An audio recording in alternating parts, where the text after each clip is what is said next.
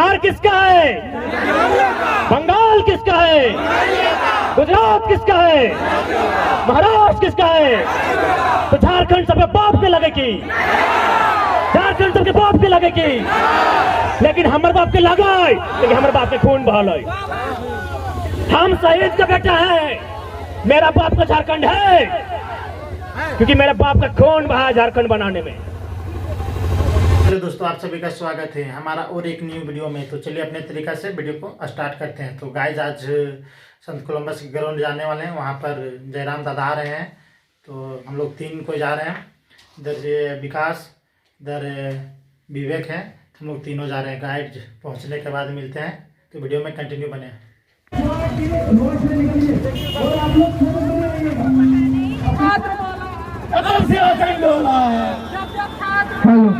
जब शांत बोला है, जब शांत बोला है,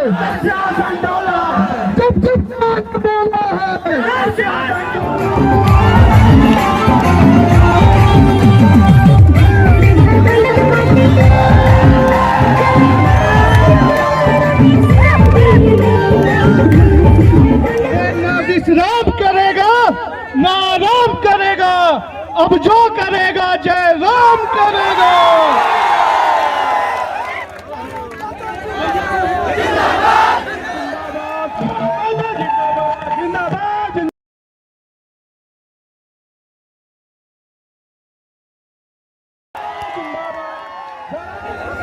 आज झारखंड के सबसे ऐतिहासिक, सबसे प्राचीन जिला हजारीबाग के गांधी मैदान में उपस्थित सभी नौजवानों को इनकलाबी जोहार करते हैं कि झारखंड की गलियों से एक आवाज आया है, उठो नौजवानों, फिर से इनकलाब आया है। यह इनकलाब जो निकला है आज हक के सीनों से, यह आफ्ताब जो निकला है आज धधकते सीनों से, ये जुल्म के पर्दों को फाड़ डालेंगे, ये जुल्मी सरकार को उखाड़ डालेंगे। तुम लाख चला लो गोलियां, ये कम नहीं होंगे। तुम लाख चला लो गोलियां, ये कम नहीं होंगे। शीश कटेंगे लेकिन गम नहीं होंगे। बिहार राज्य से कटकर एक नया अलग झारखंड राज्य बना।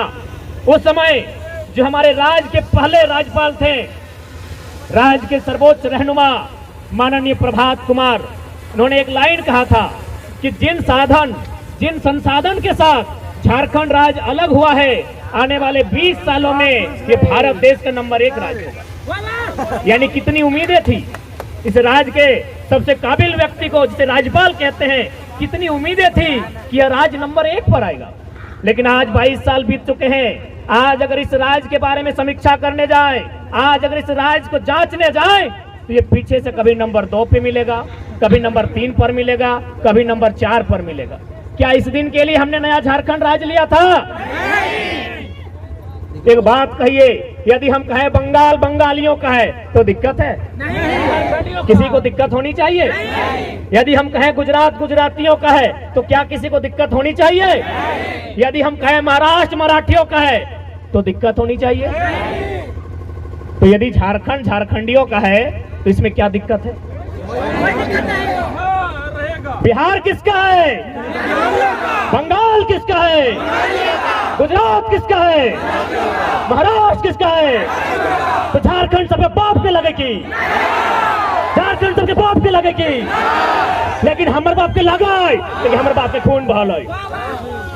हम शहीद का बेटा है, मेरा बाप का झारखंड है, क्योंकि मेरे बाप का खून बहा झारखंड बनाने में। ये लोग कहते हैं जो झारखंड में पैदा होगा उसे नियोजन में अधिकार रहेगा। नियोजन पॉलिसी में शामिल किया जाए कि जो लोग झारखंड में पैदा हुए हैं। हजारीबाग दुमका उप राजधानी है, रांची राजधानी है, लेकिन हजारीबाग शैक्षणिक राजधानी है। तो शैक्षणिक राजधानी में उपस्थित, झारखंड की शैक्षणिक राजधानी में उपस्थित नौजवानों, क्या इससे पहले की भी सरकार की बात करते हैं, उनकी जो नीति थी कि जो यहाँ जन्म लेगा उसे झारखंडी में नियोजन का अधिकार मिलेगा, क्या किसी भी तरह से संवैधानिक और नियमता है कि कोई यहाँ पैदा होगा उसे झारखंडी मान लिया जाए? क्या ये संवैधानिक है? यदि ये संवैधानिक है तो कोई तो ट्रेन में पैदा हो जाता है, ट्रेन उसका होना चाहिए। कोई अस्पताल में पैदा होता है, अस्पताल उसका होना चाहिए। तो पैदा होने से जब अस्पताल मेरा नहीं, पैदा होने से वो ट्रेन मेरा नहीं, तो सिर्फ पैदा होने मात्र से उसे झारखंडी कैसे माना जाए?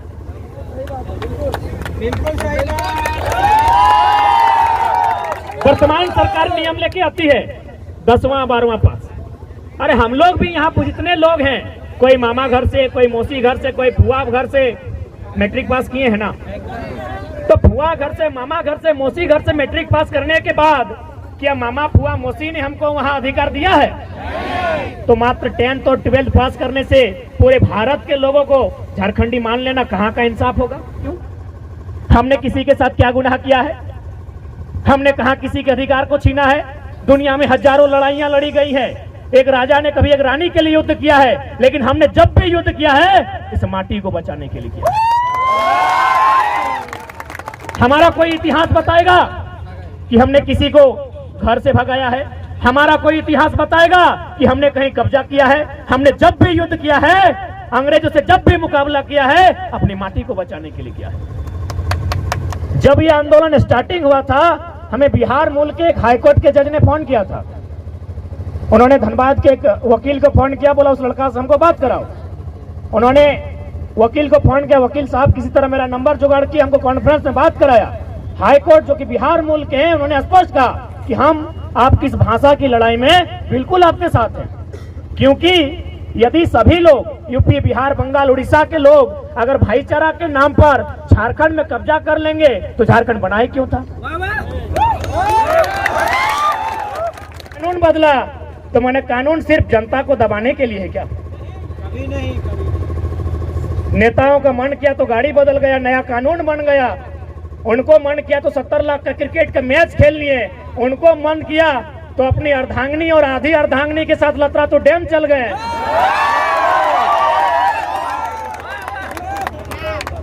तो हमारे लिए एक नियोजन नीति नहीं बनेगी? आज माननीय मुख्यमंत्री पूरे राज्य में जोहार खतियानी यात्रा लेकर घूम रहे हैं। अरे महोदय, वो कहते हैं ना कि अभी बच्चे का जन्म हुआ नहीं है और आप छठियारी का सामान लेकर आए हैं।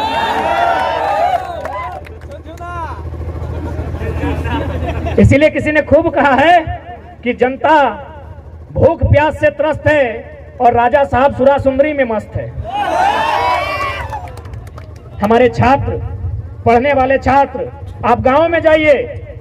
मेरे ही गांव से 15-16 स्टूडेंट धनबाद तैयारी के लिए जाते थे। जब से वैकेंसियां रद्द हुई है, उनकी संख्या सीधा 2-3 हो गई। हम लोग पूछे कि क्या कारण है, तो बोला दादा कैसे हिम्मत करें, जीवन का 5 साल, 6 साल, 7 साल जाता है। अरे समय जाता है तो अलग विषय है, बाप की आधी पूंजी चली जाती है, माँ की आंखों की रोशनी चली जाती है, छोटे भाई का सपना टूट जाता है। तो क्या करें? आखिर पढ़ना भी तो इसीलिए चाहते हैं कि एक नौकरी करें, और नौकरी भी तो इसीलिए करना चाहते हैं कि छोटी सी कमाई हो जाए। तो हम 5 साल अपना बर्बाद करने के बाद अपने बाप की आधी पूंजी बेकार करने से अच्छा है हम खेतों में हाथ बटाएं। पैसा कमाने से तो मतलब है। तो इसीलिए भैया हम सोच रहे हैं इस बार निरन महीना में खेती करेंगे, धान के बाद गेहूं लगाएंगे, लेकिन अब कंपटीशन की तैयारी नहीं करेंगे। सोचिए कितना दर्द, सोच के देखिए कितने दुख में है हमारे छात्र। बस एक पॉलिसी नहीं बना है। ये कैसा राज्य है?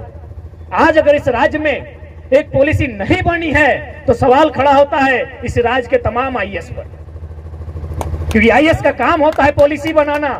और आप अगर इस राज्य में 22 सालों के झारखंड में एक आप पॉलिसी नहीं बना पाए हैं तो सवाल तो होता है, भले आपको बुरा लगेगा, इस राज्य के हुक्मरान को झारखंड के एजुकेशन हब हजारीबाग से, गांधी के देश में, गांधी के मैदान से उन्हें खुली चुनौती होगी कि आप समीक्षा करें, गहन चिंतन मंथन करें। आप क्या करें हमें मालूम नहीं है, आप विधानसभा के भीतर हैं, आप क्या करें हमको मालूम नहीं है। आप एक निर्धारित समय के भीतर नीति नियम बनाइए, और नहीं तो फिर सिंहासन खाली कीजिए, जनता आती है। यदि आप सामर्थ्य नहीं रखते हैं नीति बनाने का, तो आपको अधिकार नहीं है इस देश के, इस राज्य के नौजवानों के भविष्य खेलने का। आप हमें छोड़ दीजिए, देखते हैं हम लोग बना पाते हैं कि नहीं। इसलिए आज लोकतंत्र के चौथे स्तंभ के माध्यम से मीडिया बंधुगण आए हैं, उनके माध्यम से राज्य सरकार और राजभवन तक संदेश देना चाहेंगे कि यदि वास्तव में आप लोग संविधान का अनुपालन करते हैं, अनुसरण करते हैं, तो झारखंड बना किस उद्देश्य के साथ है, झारखंड का गठन क्यों किया गया है, उस उद्देश्य की पूर्ति के लिए, इस राज्य के हितार्थ के लिए, इस राज्य के युवाओं के लिए सुरक्षार्थ के लिए नियोजन नीति और स्थान नीति 15 दिन के भीतर बनाइए। आप किसी प्रकार सेलेक्ट हो गए हैं, अगर नीति नहीं बन पाती है, याद रखिएगा एक टीचर गारंटी नहीं ले सकता है कि उसका बेटा भी टीचर बनेगा, एक वीडियो गारंटी नहीं ले सकता है उसका बेटा वीडियो बनेगा। तो फिर दरोगा साहब कहे आप रात भर से परेशान कर रहे हैं,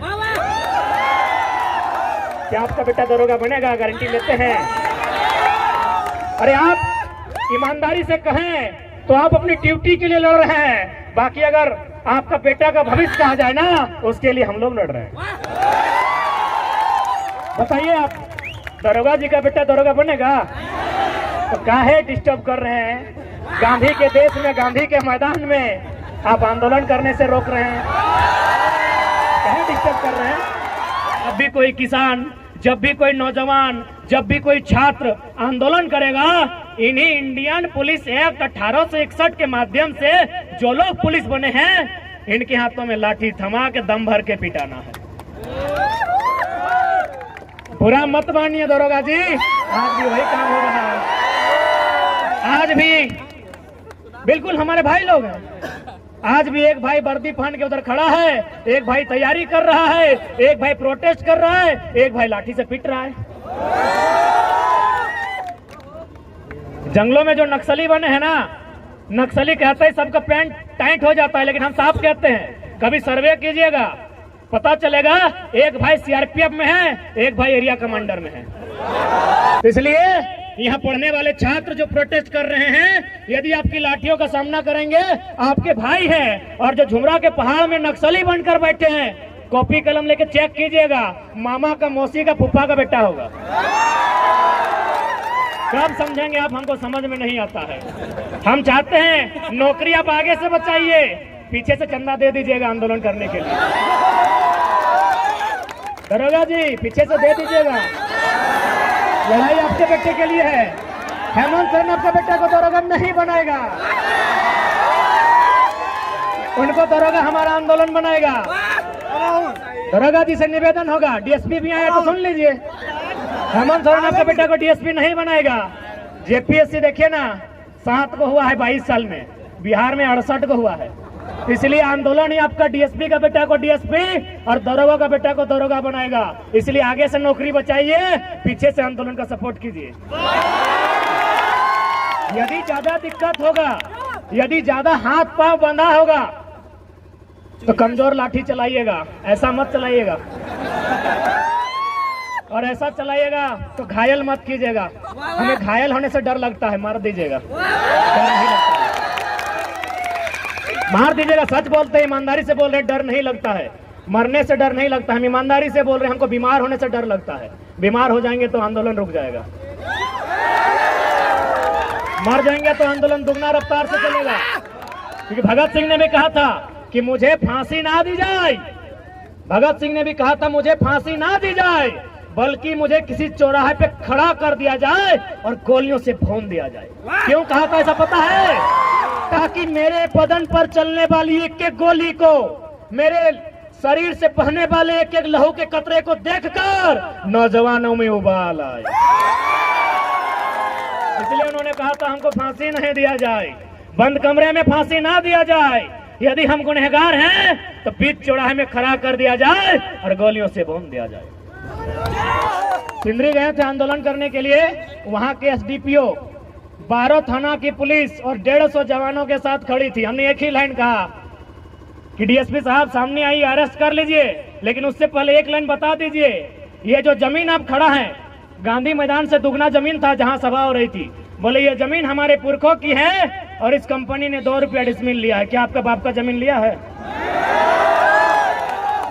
हमने एक लाइन कहा था माननीय डीएसपी साहब को कि डीएसपी साहब उतना मेहनत क्या करते हैं, अरेस्टिंग करना है एकदम आके अरेस्टिंग कीजिए, हम लोग भागेंगे नहीं, लेकिन एक लाइन में उत्तर दीजिए, जिस जमीन में आकर आप खड़े हैं ये हमारी पुरखों की है, इसे 2 रुपये डिसमिल लिया गया है, क्या आपके बाप दादा की जमीन इस तरह ली गई है? और उसके बाद भी आपको दिक्कत नहीं है तो आइए ना, हम तो शमशान घाट में 1 सप्ताह में 1 बार मिल जाते हैं। लाइव नहीं देखे वीडियो क्या? राजभवन से लोग देख रहे हैं, सही बोल रहे, राजभवन से देख रहे हैं, क्योंकि 29 तारीख को हम शमशान घाट में थे और विधेयक को वापस करता है कि एगो योद्धा तो घायल है। उन्हें पता नहीं कितना कितना योद्धा बन के तैयार है, उन्हें यह भी नहीं पता कि घायल शेर की सांसें उसकी दहाड़ से भी खतरनाक होती है। इसीलिए हमें परेशान ना किया जाए, हमारे हक अधिकार को हमने सामने रख दिया जाए। हम उप तक नहीं कहेंगे, लेकिन यदि हमारे हक अधिकार के बीच कोई टकराएगा, वो टकराने वाला कोई क्यों ना हो, हम वही राड़ माटी के राड़ लोग हैं जिन्होंने अंग्रेज को पेंट में 1 नंबर करवा दिया था। इतिहास याद कीजिएगा, हुक्मरान में बैठे लोग 1757 में इंडियन भारत की सरजमी में बैटल ऑफ प्लासी हुई थी, बंगाल के क्षेत्र में। अंग्रेजों के सामने उठा के पटक दिए गए भारत के लोग।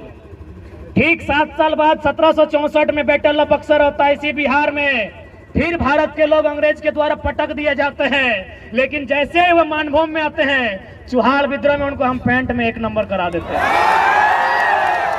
हम वही झारखंड के लोग हैं, हमारे अस्तित्व से नहीं टकराइएगा, हमें हमारा इतिहास मत याद दिलाइएगा। हम भी चाहते हैं वसुधैव कुटुंबकम, हम भी चाहते हैं जियो और जीने दो का सिद्धांत, हम भी चाहते हैं नदी नालों में, पर्वत पहाड़ों में, झील झरनों में प्रेम के गीत गाएं युवा, नौकरियां करें, अपना घर बसाए। हम नहीं चाहते इनके हाथों में हथियार हो, हम नहीं चाहते हैं ये विद्रोही बने, हम नहीं चाहते हैं ये बागी बने, लेकिन यदि ऐसा कुछ हुआ तो अगली सरकार झुमरा के पहाड़ में बनेगी। और बस इमेजिन कीजिए, बस कल्पना कीजिए कि यदि सरकार झुमरा के पहाड़ में बन गई तो रूह कांप उठेगी, रूह कांप उठेगी, सपने में यमराज आएंगे। पहले ही कहा देते हैं हमें परेशान ना कीजिए, हमने किसी का क्या बिगाड़ा है। याद कीजिए जब महाराष्ट्र में मराठी और गैर मराठी का विवाद हुआ था, इंदिरा गांधी जो उस समय की प्रधानमंत्री थी, बाल ठाकरे के साथ उनका टेबल टॉक हुआ था। इंदिरा गांधी ने कहा तुम भारत को तोड़ने की बात करते हो। माननीय बाल ठाकरे ने कहा कि हमने भारत को तोड़ने की बात कब कही? जिस प्रकार पंजाब पंजाबियों का है, बंगाल बंगालियों का है, तो यदि महाराष्ट्र मराठियों का है, वहाँ की शिक्षा में, वहाँ के स्वास्थ्य में, वहाँ की नौकरियों में यदि पहला अधिकार मराठी का हो तो क्या गुनाह है? क्या कोई गुनाह है? तो ठीक उसी प्रकार इस राज्य की वैकेंसियों में यहाँ के नौजवानों का योगदान हो, यहाँ के नौजवानों को अवसर मिले तो क्या गुनाह है? और ये तो हम नहीं कह रहे हैं, भारत का संविधान कह रहा है। भारत का संविधान 309 जो विधानसभा को शक्तियां देता है, भारत की अनुसूची 7 जिसमें जो राज्य की सूची है, सूची नंबर 41 कहती है, वही अनुच्छेद 16(4) कहती है कि राज्य के हितार्थ में, राज्य के नौजवानों की नियुक्ति के हितार्थ में राज्य सरकार विकसित राज्यों को कंट्रोल करने के लिए, उनको एक बैरियर में बांध कर रखने के लिए नियम बना सकती है।